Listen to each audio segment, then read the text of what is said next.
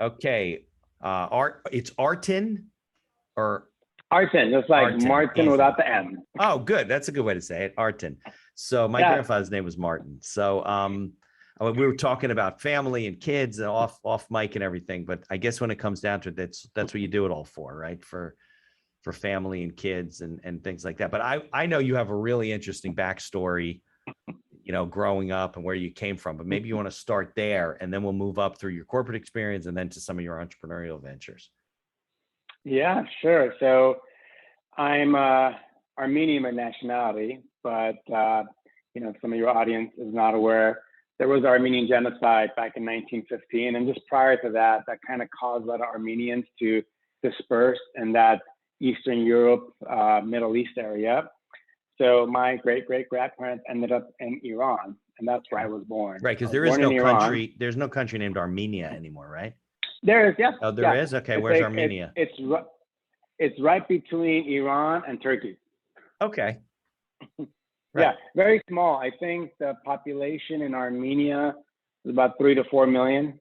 Oh, small. And you have another 3 to 4 million diaspora across the globe everywhere. It's a small. Right. The population in the world is small of Armenia. Right. Okay.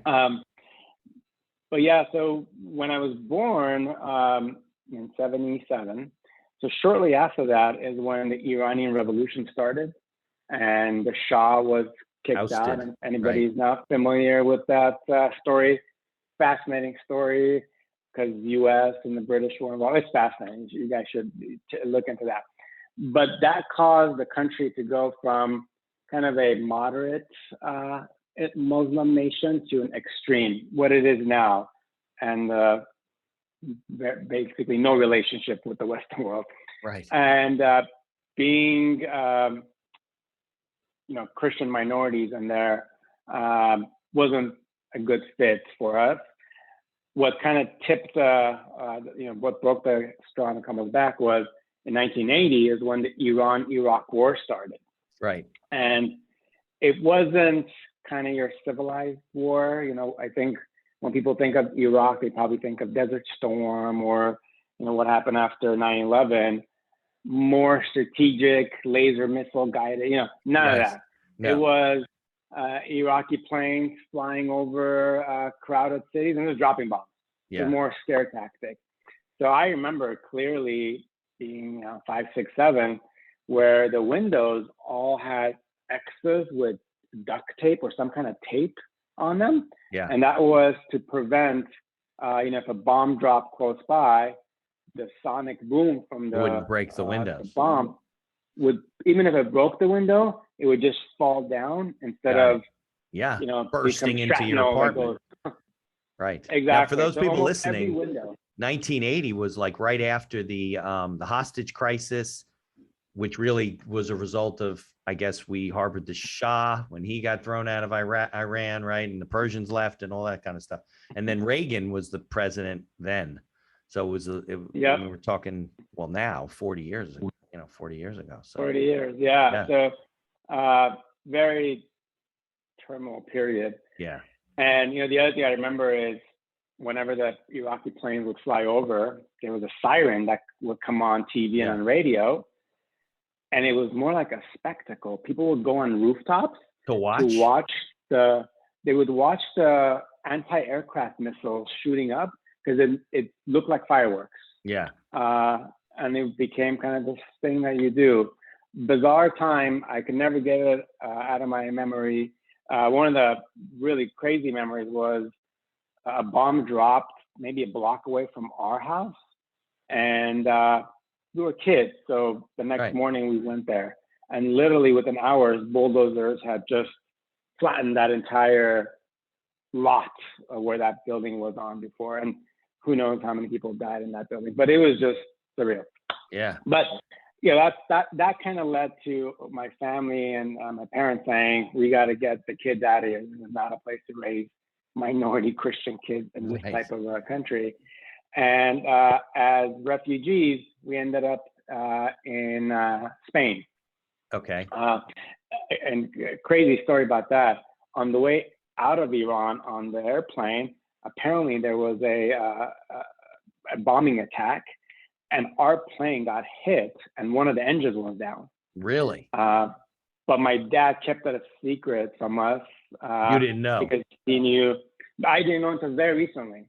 I Really? think he had Wow. told my mom Right. years later, because if he had told my mom during the flight, she would have probably had a heart attack. Yeah, right. Sure. Yeah, so one engine down and made it to Madrid. And we lived in Madrid for about a year until we were eligible for green cards. And that's how we made it to Southern California, where we are now. Right. In Spain, I was this Armenian kid, spoke Armenian and Farsi at the time, no Spanish, no English. Right. So I had to kind of I was in fourth grade, and I started drawing for all the other students. I still kind of have that ability to draw animated characters. Yeah. And it kind of became my first entrepreneurial venture looking back. Right. Your little business. Now, the fourth grade is like 10. You were like 10 years old? I was like 10 years old, yeah. But how did you, but you were in the United States, right? So the school teachers definitely didn't speak your language, right? So how did you communicate? How did you get through school? You're in fourth grade, you don't need sign language. Even if you wrote it, it wouldn't be in English. No, it wouldn't, no.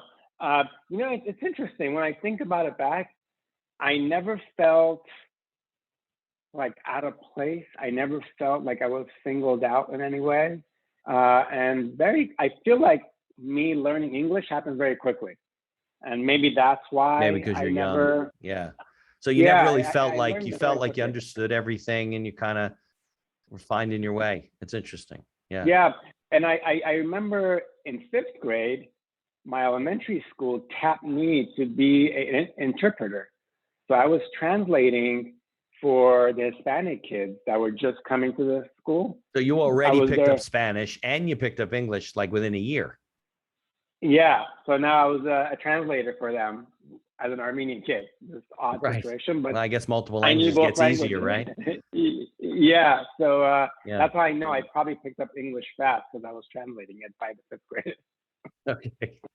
I'm just always curious, what you're going through, because you wonder. I do see kids when my kids were young in elementary school. There were some kids that moved from other countries and they didn't speak a word of English. Now they do, but you always wonder, do they really understand what you're saying? I guess in a lot of kids figure it out, when you're resilient. Yeah, I think so too. And especially now that I have a 3-year-old and a 1-year-old, watching them absorb new things so quickly just amazes me. I'm like, are all kids this smart? Right. Yeah, I don't want to be biased and say, oh, my kids are smarter. I just feel like kids are just smart and they can absorb things. Yeah, well, you got like a new computer and it's running fast and it's pulling things in all the time. Now, let's see, you were in fourth and fifth grade. So were you behind in school when you got here? Or you're pretty much on board, huh? Okay. No, pretty much on track. Went on to junior high and high school in Glendale, California. Okay. And the one positive thing about Glendale, California, I'm not in Glendale, California now, but I grew up there. It became kind of this point of immigration for a lot of Armenians. Oh. So by the time I was there. All of a sudden there's a community there. So never felt like completely out of touch with your own language or others. So that was good. Right. And by the time I got to high school, being in LA, I was exposed to the film industry. So I'm like, ooh, hard not to be, right? I was drawing. Yeah, I'm like, so that's what I want to do. And luckily, my parents were very supportive. So I kind of went down the film school path. And, once I got to the general studies and started focusing on making short films, I was very intrigued by it because of that glitz and glamour of the industry. And you see the Oscars and all that. By the time I made my first short film, or maybe it was the second, my thought process changed. I kind of realized that liking the industry because of the glitz and glamour was the wrong reason to get into any industry. Yeah. Because that's just the the facade that you see. Well, of Everything that course. happens behind the scenes out there. Yeah. So Now, did you go and then- to a 4-year traditional university that had a film program? I did. Got it. Yep. Okay. In Southern California, so it's Mhm. very common. And by the time I was making my thesis project, which was this is over 20 years ago, 20 years ago. At the time, I don't know what they do now, but at the time, you either had to produce your own short film or have a significant role in somebody else's. Okay. So, and then the school would pick 5 projects to provide some funding for. Oh, Luckily, mine was picked, so I got a $5,000 grant to nice. make my Like a short little film. Shark Tank type of thing for film. It was, yeah. I had to pitch, do the whole thing, so it was Yeah. very much entrepreneurial. And well, we totally messed up a couple of days of the shooting, so I had to we had to redo a lot of it, but I didn't have the money. And You mean you had used the money at that point? Yeah, I'd already used up all the 5,000. Oh, So, when I look back now, it was very entrepreneurial of me, the stuff that I did. sure. I basically came up with a film festival at the school because there was none. And my thought was, everybody here making these movies, I'm sure they're like me. What they would love is for their short film to be recognized. Right. And that jumpstarts their career. I'm like, okay, so if I do a film festival, I should get entries. So I created posters, plastered all over the campus. And next thing you know, there's these $50 checks coming to my parents' house. And they're wondering, what the hell am I doing? Right. Exactly. What What illegal activities are you involved with? Yeah, I'm like, just mom, dad, don't worry, it's all legal. Just put the checks aside.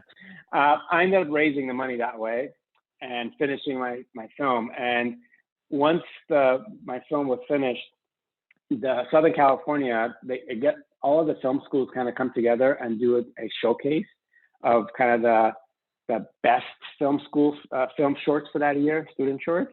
Right. And luckily mine was selected, and it was a big theater, red carpet, there's press there. And that's where I had my first real aha moment. And because when my short came up on screen, and my name said directed and produced by Artin Nazarian, my parents were sitting on my left. And when I looked at them, the pride and the smile I felt from them was incredible. And that's where I knew that the glitz and glamour was the wrong reason. Doing it because I like building things, sure. But the real reason I was doing things was I wanted my parents proud. And that kind of became my guiding light, my North Star. Everything I do is to just make my parents proud, because I know the sacrifices they went through, what they dealt with to be refugees and get us here. So knowing that emotion is what I'm after simplified my thought process and thinking. And it wasn't this pressure on me to say success only means X, but it actually turns out success can mean a lot of things. And as long as I work hard and give it all. Yeah. And that's kind of what led me. Yeah. Yeah. Well, I was going to say so in order to finish your project, right, you created this film festival. You had the festival, I assume, right? Because people paid to go in, right? But that was a one-time deal, right? You did the festival once, you raised the money. Yeah, one-time Look, deal. that's very creative of you. I mean, resourceful. And the setup was, I wanted to make sure that it didn't come across as a con, because people spend money. And so what I had done was I was interning at Sony Pictures at the time. So I got a few executives from Sony to be judges, and the top movies from the festival got screened at a Sony theater. At the movie theater. So the students that participated actually got a benefit out of it too. Okay, good. All right, good. So because then you went to they got picked for the real festival. Yeah. Yeah. And all that was interesting too. Once I came out of film school, trying to find my footing and, what am I going to do in this industry? obviously every film student that's coming out wants to be a writer, a producer, Yeah. director. That's kind of the ambition. Easier said than done. Definitely who you know is not a cliche True for statement. everything. Yeah. And I was working at Macy's Women's Shoes, supporting myself while kind of transitioning from a college student to a professional contributing to society. Okay. And with a close friend of mine, and this lady came to the register to pay for shoes at Macy's, and I saw her credit card, and it had the Disney Castle logo on there. Okay. I tapped my buddy, and I said, "Hey, is she working from Disney?" So we started chatting with her. Turns out she was working at Disney. Okay. And we asked her what she does. She said, "The world."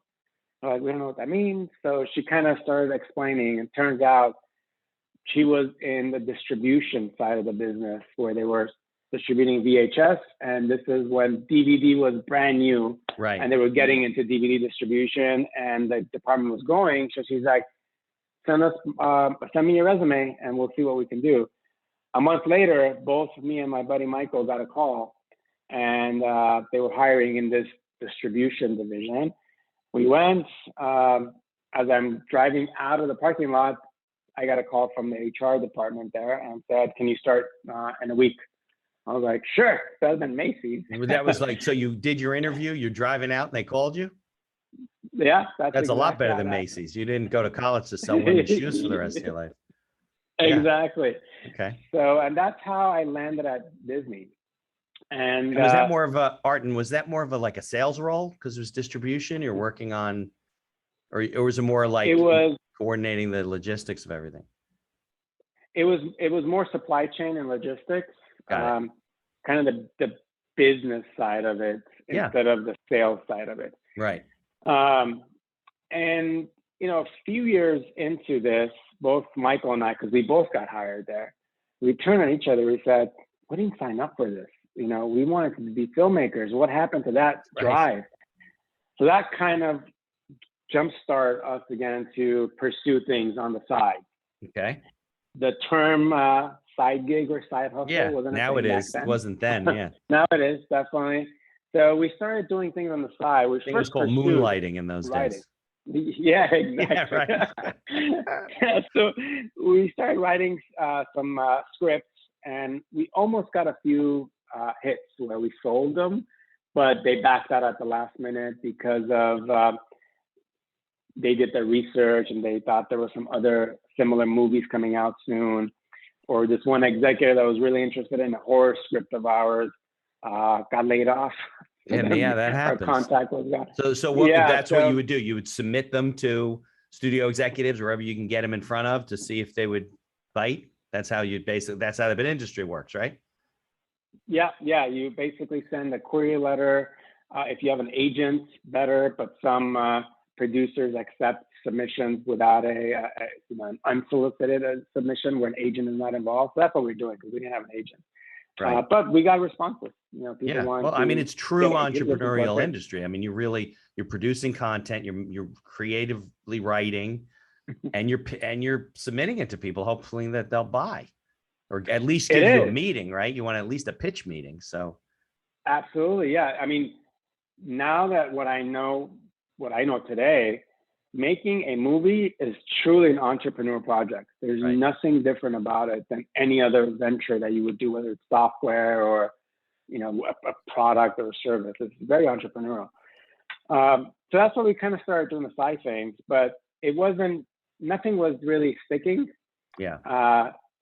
And this is, 2005, 2006. You're still doing distribution at Disney. We're still at Disney. Yeah. Our day jobs are still there. And I just started looking more broad in what's happening in the world. And post.com bubble, there was a lot of money being invested in technology. MySpace was hot. Facebook was just started. YouTube was about to. I mean, there's a lot going on with companies that are billion-dollar companies now. And I'm like, at Disney, I've had my hand in building internal software tools. This can't be that difficult. Let me give this a try. So that's why I pivoted and I said, if I could be entrepreneurial and try to make movies, I could probably be entrepreneurial and make a software product. Boy, I was wrong. Well, but this was this you were going to do it like program, or no, obviously you not. Hire people to do that. You find people to do it. Right. Yeah. And, you know, came up with some ideas. We started doing it and miserably failed. Especially the first two times was a miserable failure because I was inexperienced. I didn't know what I didn't know. Right. And, but my mindset was always not failure. I mean, even to this day, I never think of anything as failure. It's right. always, the learning what experience. did I learn? Right. There's no question what about did it. I learn? Yeah, because when I would analyze kind of the worst case scenario was, well, the worst case scenario, we just lost a little bit of money. My day job is still here. Like my Right. life didn't change because I failed. So I really looked at it as learning. It took probably about 7 or 8 failures Yeah. until I started to understand the process better. Understanding the ideation and kind of validating the idea, getting feedback. Still you're still talking software business, the software business. All software, yeah. Those failures were all software failures. And once I really found my footing and understanding that process of building a product and service, I was able to raise about $4 million and finally building the successful product. We built a hospitality platform, and it became a pretty big project because all of a sudden we were on the web, on the iPhone, on the Android, on the iPad. There was a pretty large enterprise software that we built, and we deployed it in LA and Vegas and Miami, and that was really fun. But who were your customers? Restaurants and nightlife operators. So that was the target market. They would use the software to what was the software do for them? The software was meant to be operational efficiency, but then also managing a promotional activity. And then eventually we got into tickets and VIP table sales as well. Got it. Okay. Yeah, and it was a lot of work, and I definitely want to stress that it's a lot of work. Yeah. And not only the building of it, but then the rolling out a product is a lot of work. And being that, the hospitality industry typically operates late at night, I had to stay up late and be at these venues to not only onboard them, but then watch how they use the product and get feedback, because it was pretty intense. Yeah. If something went wrong, there are thousands of dollars at risk. And five years into this, I got engaged, and I just wasn't feeling it anymore, that I want to continue doing this and be up at night until 1, 2, 3 a.m. Yeah, sure. And then, so the opportunity for an acquisition came up to another startup, and I voted on it. And luckily others You mean did for too. you guys to be acquired? Yeah, to be acquired. Okay. And it took a while, but eventually that's what happened. In hindsight, I was like, wow, good timing, because COVID would have devastated us. It was just before COVID? It was, maybe a year before COVID. Wow. I had right, because the whole restaurant nightclub business was shut down. Yeah, I had stepped out of the day-to-day management of the company a few years before that, but I still had a large stake in it. So it was about a year before where the acquisition happened. And you were at Disney while this was going on, or you left Disney? You were out on your... No, I was at Disney this whole time. Oh, you were? My goal was to leave Disney. But because of the way things played out and me wanting to not have to deal with nightlife and restaurants, I decided to come back to Disney.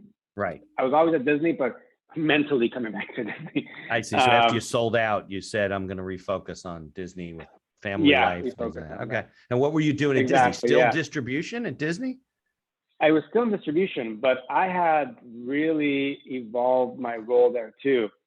So what ended up happening in 2005 or six, I can't remember the exact date. A really high up senior leader at Disney came to me and said, I have a secret project for you. Are you interested? I was like, Secret sounds good to me, right? I'm good. Yeah. You know, cutting the story short, turns out the secret project was a handshake deal that Bob Iger and Steve Jobs did to put content on the video iPod. And that basically resulted in me becoming digital distribution employee number one at Walt Disney Studios. And that they just had the iPod in those days, right? So it just got to the point where it was all music, and now they're doing video. You didn't have it on your phone or any of that stuff, right? No, right. There was no such thing. The iPhone was a few years away still. Yeah. And that's I kind of started a digital distribution. Yeah, you were like in the early days. Wow. Yeah. So, and that's kind of why I had a really good setup at Disney where like, this is great for trying to see what's next after my startup. This is I basically was an entrepreneur inside Disney. That's what I felt like, because it was from the ground up. I had to build something from scratch that didn't exist. And the interesting thing that was happening, I leveraged a lot of my Disney learnings on the side startups. The successful startup, things kind of shifted where my pace of learning was actually faster outside of Disney. So then I was bringing it back to Disney, and people were noticing that I'm bringing all these fresh ideas and solving problems. So I kept getting promoted really quickly at Disney too. Right. It was this very interesting thing that happened and positioned me well, which is why I returned. And eventually, and kind of my role at Disney now is more on the strategy side of things. With Disney Plus and the acquisition of Fox, we have to figure out how do we integrate these two companies, and it's a lot of work.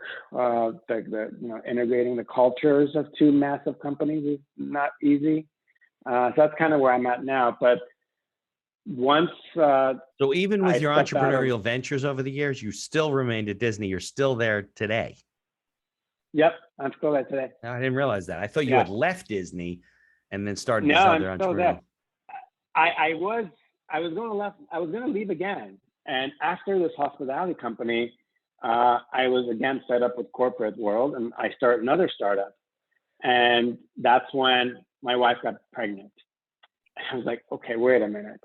I'm a huge reader, especially nonfiction books around biography, self-help, leadership. And whenever I read a lot of these uber successful people, about these successful people, always towards the end, there's these little nuggets of information they, sprinkle in the book around, I wish I had spent more time with my son. Right. I wish I had done this. And I kept seeing this common thing. So I told myself, if I'm reading these books to extract value from their experience around business, why would I ignore that part of the advice that they're giving? So I kind of told myself, I want to be an active and present dad.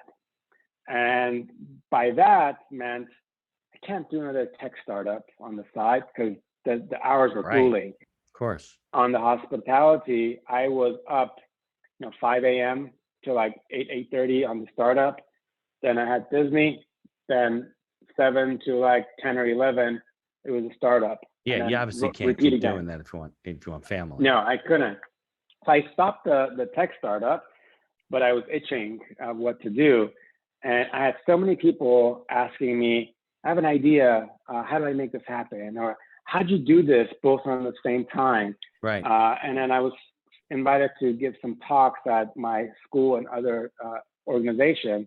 I thought to myself, writing a book is another entrepreneurial venture. I've never done this before, so I have to figure out how to do it. Especially if I go to self-publishing route, I have to learn how to market it, sell it. Like it's all of it again. I'm like, this is great. Plus, I can write at home and not miss out on my son growing up. So that's why I pivoted from a tech startup to writing a book, which released April of this year. And it was all about my experience of how to excel in the corporate world, but also pursue something on the side, and maybe eventually turn that side gig into a full-time thing. And it's available online, like Amazon, and it's available Amazon, Audible, anywhere books are sold. It immediately became an Amazon bestseller, just because the topic is fairly relevant for today's world, and everybody is trying to use COVID as a time to step back and say, is what I'm doing Life now reflection, something that I want to do? Yeah, so the timing of it accidentally turned out to be good, because I definitely didn't write. It took 3.5 years to write the book, so it was way before COVID. But I didn't know COVID was going to happen. So with regard to Disney, it sounded like you did a lot of startups for them in terms of divisions that they started and things like that. How long was the Ipod movie project secret? Probably for like 6 months. 6 months for me. I'm sure for at the C-suite level, it was a secret much longer. Right. Yeah, it was probably, they were working on it for a long time. Well, obviously, you've seen what happens with the world now. Everybody's got a smartphone and their kids are watching movies. I think my kids watch I think they watch the phone more than they watch the television. I mean, they just, because it's just crazy. Yeah. Well, my son thinks YouTube is television. Of course. Why wouldn't you? Yeah. There won't be major networks in the future. They'll have streaming apps like they do now. That's how the content's going to I mean, I guess everyone does, right? There's Paramount, Peacock, Disney Plus, ABC, Hulu, Netflix. I mean, those are the networks now. It's just different. I don't know what's going to happen with live TV. I guess live TV will be on like ABC, and it'll be on their app, and you only need internet connection. You won't need like actual, cable. Just a different delivery system. Yeah. It's changed completely. Yeah, definitely changed. I mean, as a consumer, the only reason I have live TV is sports. I'm a huge sports fan. But I know people that don't care about sports are the cord cutters. Yeah, but eventually those will be on, NBC Sports app, ABC Sports app, and you'll get it live. NFL, can watch the games. There are some limitations with NFL. My son sometimes can't get the Giants game out in Indiana at college because they black it out or whatever. But my daughter had some trouble with streaming on ABC the other day at school. I can't figure out if it's her school or their Wi-Fi. I don't know what it is, but they call me up, Dad, I want to watch my show. They pull up the app. Yeah, I think it's digital rights. Yeah, maybe, right? There's a lot of issues still with old contracts that prevent something to be online, but you could be on cable. So I think it's just a matter of time until those contracts start renewing. I see. So for example, she's in Maryland, right? So there might be the local cable provider that has the rights to show ABC, and you can't get the live stream, right? Yeah, they have an exclusive deal, and it's not going to be anywhere. So it's just a matter of time. I think these contracts are going to renew, and it'll shift to digital and streaming everywhere. Well, that may be the problem, because he gets it fine over in Indiana. It's not an issue. She must have an issue. Yeah. Okay. Well, I'm in Southern California. I can't get my Lakers on my YouTube TV because Comcast Spectrum has a exclusive right to distribute Laker games. So got it. You can get rebroadcast, but you can't get live. I can't get live. Yeah. And I hate watching rebroadcast sports because I already know this. Oh my God, so. You can't get away from finding out.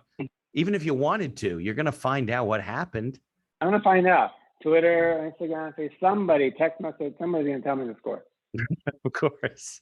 Absolutely. All right. So what's up in the future? So you have your books out. Now, obviously, that's why you're on the podcast. You've been connecting and talking and speaking about it. What's your future with Disney, and where do you think you're going from here? You got little kids, so you still got to stick home for a while. So. Yeah. I got a 3-year-old and a 1-year-old. They just turned 3 and 1, so pretty new. And so you're exhausted. Blessing in disguise. I'm exhausted, but COVID has been a blessing in disguise. Yeah. Luckily, not, my family hasn't been impacted by COVID. So seeing them grow every day has been a blessing. This is my home office, so just being able to walk out and say, hi guys, whenever I want has been really Right. Are fun. you going back to the office now or still not yet? It's still up in the air. It'll be in 2022 when we figure out what the back to office plan is. Got it. Yeah, so still a few months at least of full-time remote. Yeah. Well, you got to see your figure it kids out. grow up a little bit, you know? Yeah, it's great. Yeah. And even when we go back, it's not going to be full-time. It's going to be like a hybrid model. So it's still good. At Disney, I'm heavily involved in a lot of strategy stuff right now. I'm kind of figuring out how are we transitioning into a streaming business Right. from the traditional business. But I have a lot of personal plans as far as my book goes. This is what it looks like. There you go. Good. I have a second book in mind that I'm kind of playing around with, doing some bullet points and notes on. But I'm also very interested. One of the main reasons I wrote the book was I wanted to help the people that were me 20 years ago Right. fast track to their goal instead of making 7 miserable failures. Get there quickly and faster than me. And doing that with a book is one approach, but I also want to convert the book into some online courses as well. So I can get more into the weeds and details of some of the X's and O's of how to do things that you can't cover in a book because they'll turn into an encyclopedia series. And it's a side hustle book, right? I mean, it's about having a side job or absolutely what interest outside of whatever corporate. Don't give up your corporate job. You can do other things at the same time. Absolutely. And how you actually leverage your corporate job to make it happen on the side. Because there's a lot of people go into something on the side blind. Right. But if you just step out of your box in whatever job you're given and don't get stuck by that job description, right? Step out of that job description, take ownership and learn how the marketing department works, learn how the technology, just learn about other areas and other disciplines. Right. Pretend like you're an entrepreneur, like you own the company and learn about yeah. And it's the best MBA you can get from real world because you're actually seeing it happen. Yeah. And you won't come out of it with a huge MBA debt either. So that's another. Right. You won't have all kinds of student loans. All right. Yeah. Well, I appreciate you coming out, spending some time with me. The book, could you hold up the book again? Of course. Right. Side Adventure. It's available on Amazon. We'll put links in the show notes so people can find it. And, we all love Disney, right? Everybody loves the mouse. So I appreciate us getting connected, I think, through one of your publicists. And good luck with the kids. I mean, I've been there. I told you my youngest is 10th grade. So I'm not exhausted anymore, but to a certain extent, I am. And then you get dogs, by the way, and they wake you up at 6 a.m. to go out. You're like, what am I doing this for? Yeah, we got the dog before the kids. So I got used to the yeah, well, yeah, like I said, it goes really, really fast. It speeds up. But I appreciate you coming on. Thank you for your time. No, thank you so much for having me. This has been great.